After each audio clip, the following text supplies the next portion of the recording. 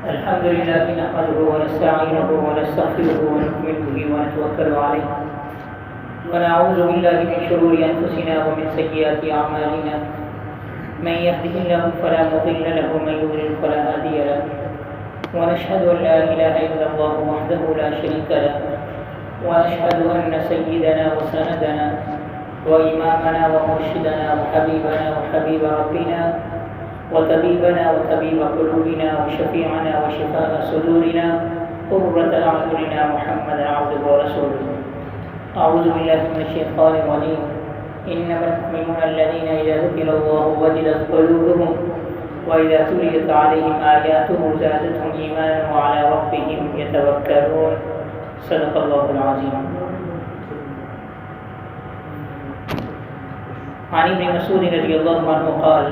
اقرأني رسول الله صلى الله عليه وسلم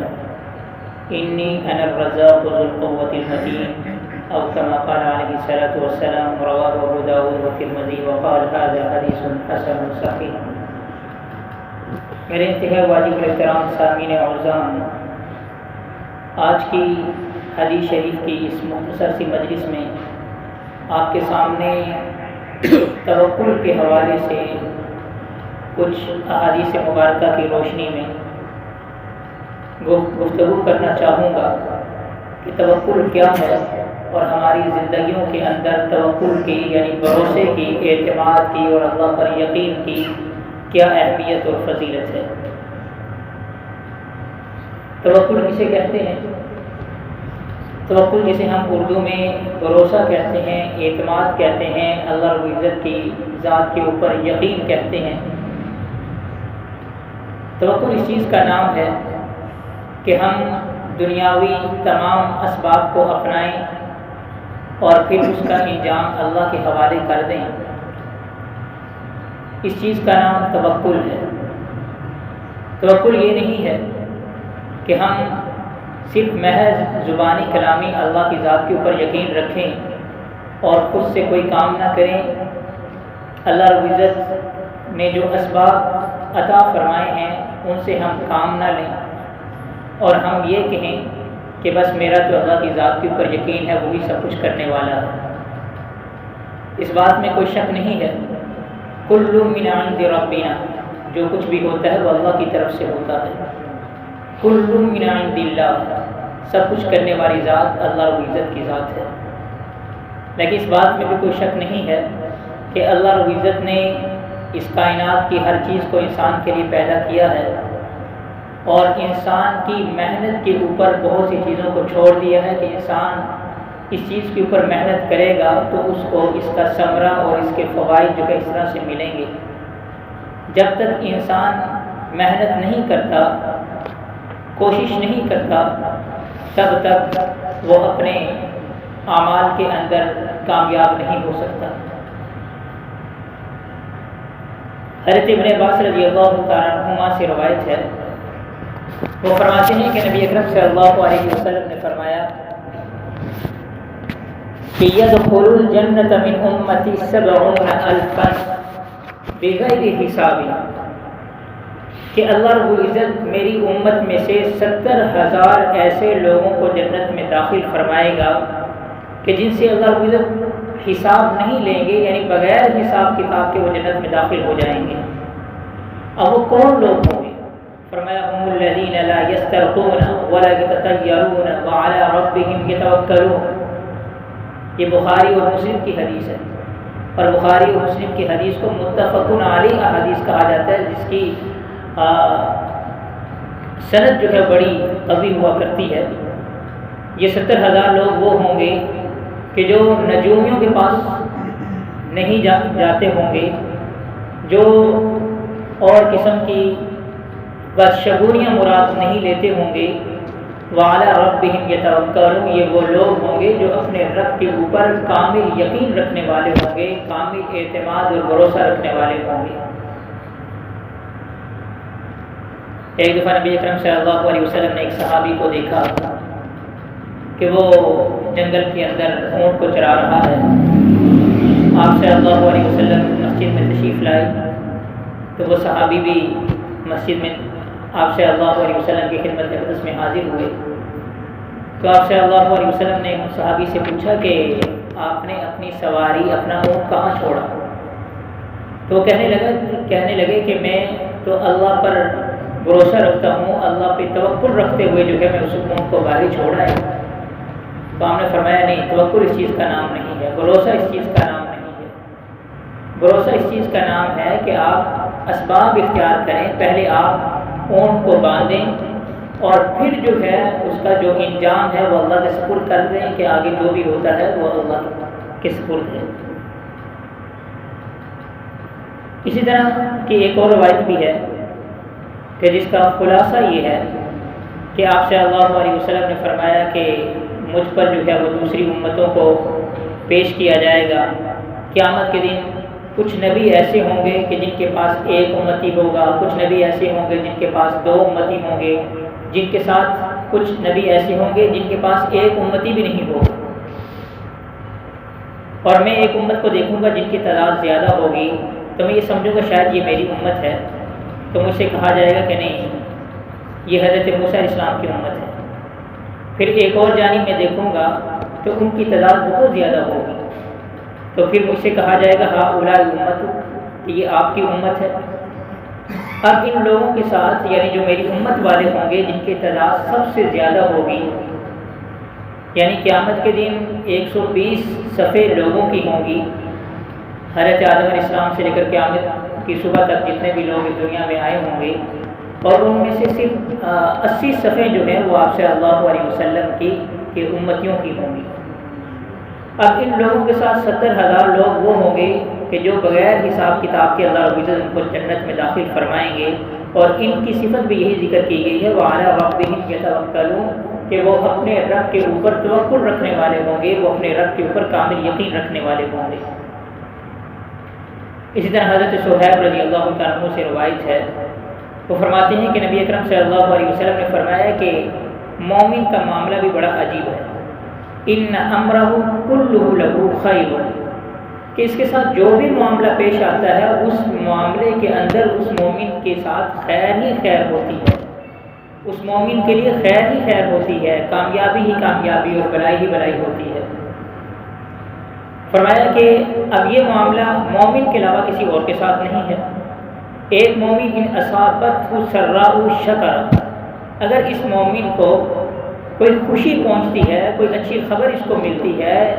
کسی نعمت سے یہ مستفید ہوتا ہے، شکر، تو اس کے اوپر یہ شکر کرتا ہے، فکان خیر لہ، تو یہ اس کے لیے بہتری ہے،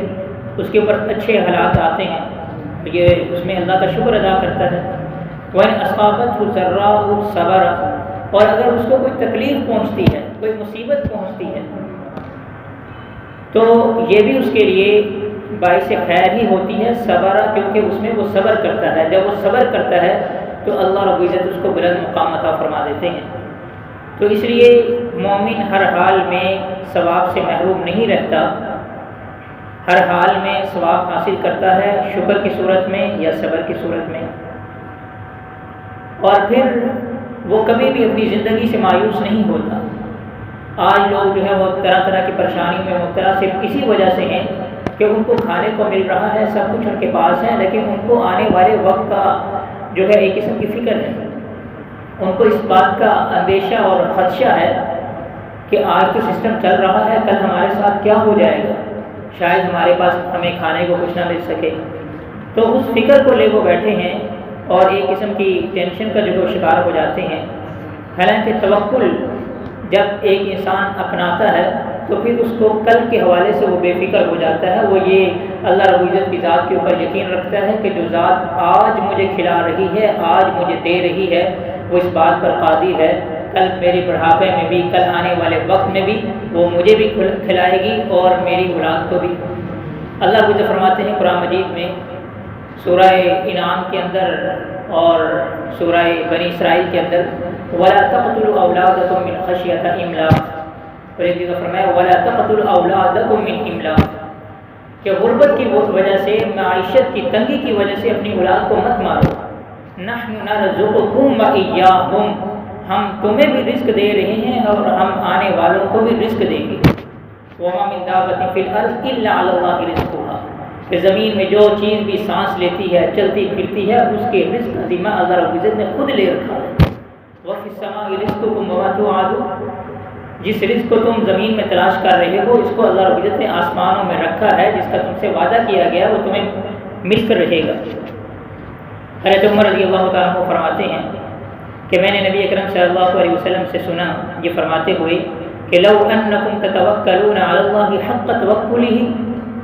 کہ اگر تم اللہ رب العزت کی ذات پر ایسے بھروسہ کرو جیسے کہ اس پر توکل کرنے کا، اس پر یقین رکھنے کا حق ہے، لرزقکم کما یرزق الطیر، تو وہ تمہیں اس طرح سے رزق دے جیسے وہ جانوروں کو، پرندوں کو رزق دیتا ہے۔ تغدو خماسا وتروح بطانا، کہ وہ صبح کے وقت بھوکے پیٹ پرندے نکلتے ہیں لیکن شام کے وقت کیا ان کے پیٹ بھرے ہوئے ہوتے ہیں، ان کو کسی اپنے کل کی فکر نہیں ہوتی، کسی چیز کی ان کو فکر نہیں ہوتی، اللہ رب العزت جو ہے ان کو بھی کھلاتے اور پلاتے ہیں۔ اور پھر فرمایا حضرت ابو ذر رضی اللہ تعالیٰ عنہ فرماتے ہیں کہ قرآن مجید میں ایک آیت ہے، اگر اللہ رب العزت جو ہے پورا قرآن نازل نہ بھی فرماتے، وہ ایک آیت نازل فرما دیتے اور اس کے اوپر یقین رکھ کر ہم عمل پیرا ہوتے، اس کو ہم اپنے دل و دماغ میں موزن کر لیتے، تو وہی ہمارے لیے کافی تھی۔ اور وہ کیا ہے؟ وَمَن يَتَّقِ اللَّهَ يَجْعَل لَّهُ مَخْرَجًا وَيَرْزُقْهُ مِنْ حَيْثُ لَا يَحْتَسِبُ، جو اللہ رب العزت سے تقوی اختیار کرے گا یا تقوی اختیار کرتا ہے، اللہ سے ڈرتا ہے، اللہ کے احکامات پر عمل پیرا ہوتا ہے، یجعل لہ مخرجا، تو اللہ رب العزت ہر مشکل سے، تنگی سے نکلنے کا اس کے لیے راستہ بنا دیتے ہیں۔ وَيَرْزُقْهُ، اور من حیث، اور اس کو ایسی جگہ سے رزق عطا فرماتے ہیں، لا یحتسب، جہاں سے اس کو گمان بھی نہیں ہوتا۔ تو یہ اللہ رب العزت کی ذات کے اوپر جو ہے وہ اعتماد و یقین ہے۔ کہ فرمایا صلی اللہ علیہ وسلم نے من سعادت ابن آدم الرضا بما قضى اللہ له، کہ آدمی کی، ابن آدم کی خوش قسمتی میں سے یہ ہے، اس کی سعادت میں سے یہ ہے کہ اللہ کی تقدیر کے اوپر، اللہ کی رضا کے اوپر وہ راضی ہو جائے۔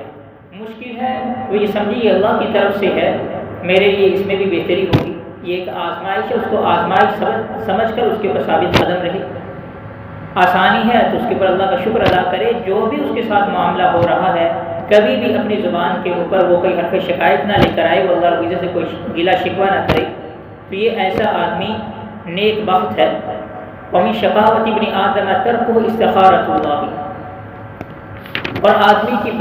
بد نصیبی میں سے یہ بات ہے کہ وہ اللہ کے اوپر توکل کرنا جو ہے وہ چھوڑ دے، وہ اللہ رب العزت کے اوپر یقین کرنا جو ہے وہ چھوڑ دے،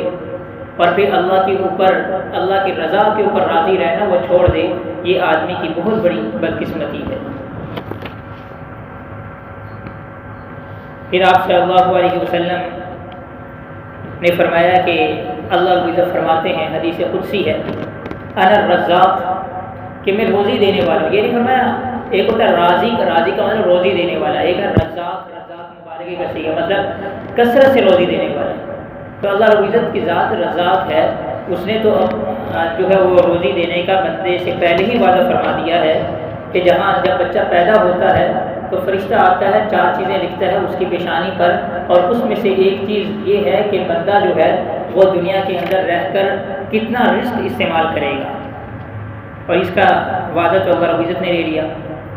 حضرت انس رضی اللہ تعالیٰ عنہ فرماتے ہیں کہ آپ صلی اللہ علیہ وسلم کے زمانے میں 2 بھائی تھے، فکان احدہما یأتی النبی صلی اللہ علیہ وسلم، ایک نبی اکرم صلی اللہ علیہ وسلم کی خدمت اقدس میں اکثر حاضر ہوتا رہتا، والآخر یختلف، اور دوسرا جو اس کا بھائی تھا وہ محنت مزدوری کرتا، وہ کاروبار کرتا، فشکل مختلف اخاہ النبی صلی اللہ علیہ وسلم، جو کاروبار کرنے والا تھا اس نے اپنے بھائی کی شکایت کی کہ دیکھیں میں ہر وقت محنت مزدوری کرتا ہوں، میں کماتا ہوں، اس کو بھی کھلاتا ہوں، کاروبار کرتا ہوں، یہ میرا ساتھ نہیں دیتا، یہ ہر وقت آپ کی خدمت اقدس میں حاضر ہوتا رہتا ہے، اس کو تو کاروبار کی بالکل کوئی فکر نہیں ہے۔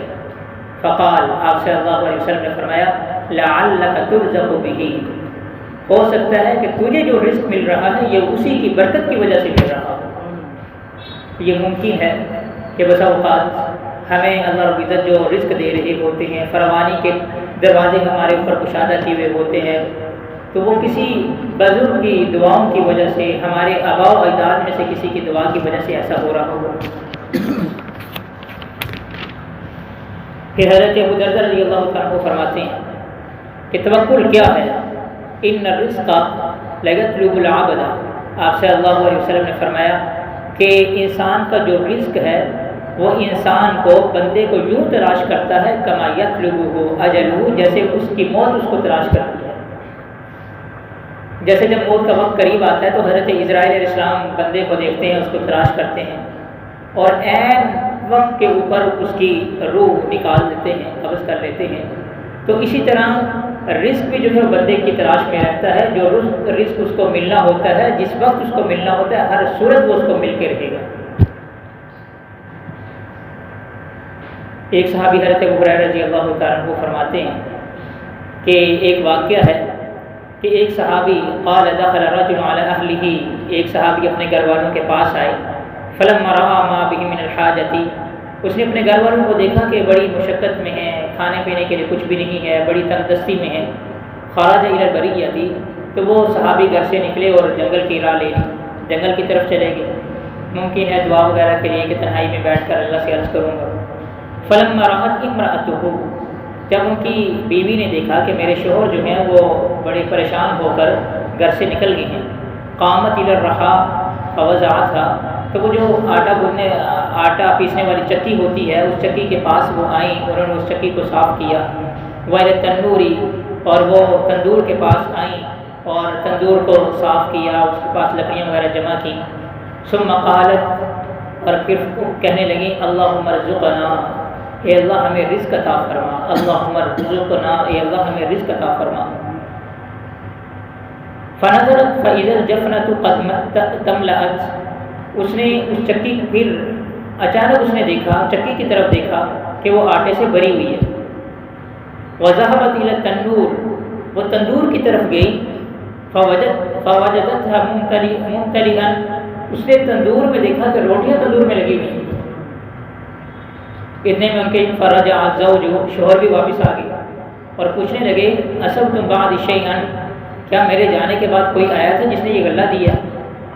تو وہ آگے سے کہنے لگی قالت امرأتہ نعم، جی ہاں، من ربنا، اللہ کی طرف سے جو ہے یہ چیزیں ہمیں ملی ہیں، آٹا الگ سے ہے، روٹیاں الگ سے جو ہیں وہ پک رہی ہیں۔ وقام الی الرحا، وہ آدمی، وہ ان کا شوہر جو ہے وہ چکی کی طرف گئے اور چکی کا ڈھکن اٹھا کر وہ دیکھنے لگے کہ یہ آٹا کہاں سے آ رہا ہے۔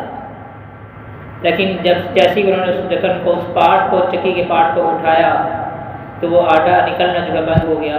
اور انہوں نے نبی اکرم صلی اللہ علیہ وسلم سے اس بات کا ذکر کیا تو آپ صلی اللہ علیہ وسلم نے فرمایا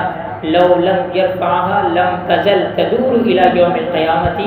اگر تم اس کے ڈکر کو نہ اٹھاتے تو چکی ہمیشہ چلتی رہتی، آٹا اسے نکلتا رہتا الى یوم القیامت، قیامت کے دن تک۔ حضرات محترم، لیکن یہ ضروری ہے، یہ چیزیں آج بھی زندہ ہو سکتی ہیں کہ اگر بندے جو ہیں وہ اللہ رب العزت کی اطاعت کرے۔ اللہ رب العزت خود فرماتے ہیں، حدیث قدسی ہے کہ لو ان عبیدی اطاعونی، اگر میرے بندے میری اطاعت کریں، میرے احکامات کو بجا لائیں تو میں ان کے اوپر رات میں ایسی بارش نازل کروں گا، بارش برساؤں گا کہ وہ اس میں اچھی میٹھی نیند سو سکیں گے۔ وَأَطْلَعْتُ عَلَيْهِمُ الشَّمْسَ بِالنَّهَارِ، اور دن کے وقت ان کے اوپر ایسی سورج کی دھوپ جو ہے وہ ان کے اوپر ڈالوں گا کہ بڑے آرام کے ساتھ وہ اپنے کام کاج دن کے جو ہیں وہ پورے کر سکیں گے، اور کسی بھی قسم کی جو ہے ان کو تنگی نہیں ہوگی کہ اگر بندے جو ہے میری اطاعت کریں۔ تو میرے محترم واجب احترام سامعین اعظام، آج بھی اس چیز کی زیادہ ضرورت ہے کہ ہم اللہ رب العزت کے اوپر جو ہے وہ کامل یقین رکھیں۔ جب ہم اللہ رب العزت کی ذات کے اوپر کامل یقین رکھتے ہوئے رکھیں گے تو ہم مستقبل کے جو خدشات ہیں، جو ہمارے ذہنوں کے اندر پریشانیاں ہیں، وہ بالکل ختم ہو جائیں گی۔ یہی وجہ آپ نے اکثر علماء کو دیکھا ہوگا کہ پاس کچھ بھی نہیں ہے، نہ بینک بیلنس ہے، نہ کچھ ہے، نہ پراپرٹی ہے، لیکن اس کے باوجود بڑی اطمینان بخش وہ زندگی گزار رہے ہوتی ہیں۔ جب بھی آپ ان سے ملیں، ہنستے مسکراتے چہرے کے ساتھ وہ ملیں گے، حالانکہ مہنگائی کس قدر عروج پر ہے۔ وجہ یہی ہے کہ ان کو اپنے آئندہ کے حالات کے بارے میں بالکل کوئی فکر نہیں، وہ اس بات کا یقین لیے ہوئے ہیں کہ جو اللہ آج ہمیں کھلا رہا ہے وہ کل بھی تو کھلائے گا۔ آپ صلی اللہ علیہ وسلم ایک مرتبہ گھر سے باہر تشریف لائے تو دیکھا حضرت بلال رضی اللہ تعالیٰ عنہ نے کھجوروں کا ایک بہت بڑا ڈھیر لگایا ہوا ہے، ذخیرہ کی ہوئی ہیں، تو آپ نے فرمایا کہ اے بلال یہ کھجوریں تم نے ذخیرہ کیوں کی ہیں؟ تو کہنے لگے یا رسول اللہ لی غدین، کل کے لیے۔ تو آپ سے اللہ علیہ وسلم نے فرمایا کیا تمہیں اللہ رب العزت کی ذات کے اوپر یقین نہیں ہے؟ تو آج ہمارے اندر جو ہے وہ یقین کی کمی ہے۔ اللہ رب العزت سے دعا ہے کہ اللہ رب العزت ہمیں یقین کامل، یقین محکم جو ہے وہ نصیب فرمائے، اپنے اوپر زیادہ سے زیادہ اعتماد و توکل اور بھروسہ نصیب فرمائے، اسی کے اندر ہماری دنیا اور آخرت کی کامیابی ہے۔ آمین۔ الحمدللہ رب العالمین والعاقبۃ للمتقین والصلاۃ والسلام علی رسولہ محمد وعلی آلہ وصحبہ وذریتہ اجمعین۔ اللهم اغفر وارحم وانت خیر الراحمین۔ اللهم ربنا آتنا فی الدنیا حسنۃ وفی الآخرۃ حسنۃ وقنا عذاب النار۔ اے اللہ جتنے احباب موجود ہیں سب کے یہاں بیٹھنے کو قبول فرما۔ اے اللہ سب کی جائز حاجات کو پورا فرما۔ اے اللہ سب کی مشکلات کو آسان فرما۔ اے اللہ سب کے رنج اور غموں کو تو راحت و مسرت و خوشیوں میں تبدیل فرما۔ اے اللہ نبی اکرم صلی اللہ علیہ وسلم کی اسوہ حسنہ کے مطابق ہمیں اپنی زندگیاں گزارنے کی توفیق عطا فرما۔ آپ صلی اللہ علیہ وسلم کے ایک ایک فرمان عالیہ پر، حدیث مبارکہ پر کما حقہ عمل کرنے کی توفیق عطا فرما۔ ہمیں اپنی زندگیاں آپ صلی اللہ علیہ وسلم کی تعلیمات کے مطابق گزارنے کی توفیق عطا فرما۔ کل قیامت کے دن نبی اکرم صلی اللہ علیہ وسلم کی شفاعت نصیب فرما۔ اے اللہ ہر قسم کے کفر سے، شرک سے، منافقت سے، غلط رسوم و رواج سے اور ہر طرح کی بدعات سے اللہ ہم سب کی حفاظت فرما۔ اے اللہ صحابہ کرام نے جس طرح سے اپنی زندگیاں گزاری اس طرح سے زندگیاں گزارنے کی توفیق عطا فرما۔